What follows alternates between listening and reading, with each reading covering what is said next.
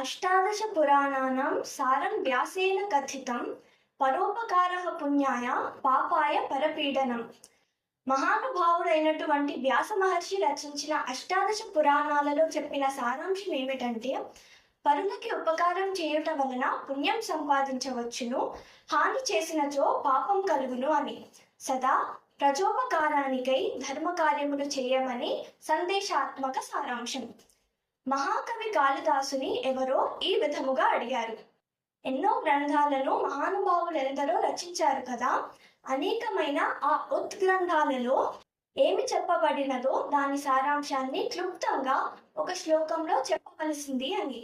దానికి కాళిదాసు గారి యొక్క ప్రత్యుత్తరం, శ్లోకార్థేన ప్రవక్ష్యామి యదుక్తం గ్రంథకోటిభిః పరోపకారః పుణ్యాయ పాపాయ పరపీడనం.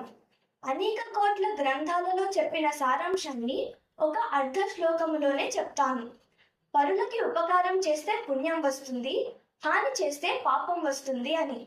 The 18 Puranas of our culture, written by great sage Vyasa, preaches two things. Helping others for their good is punyam, and harming them is bad, that is sin, which is papam. కనుక పుణ్యం సంపాదించండి, పాపం జోలికి వెళ్ళకండి.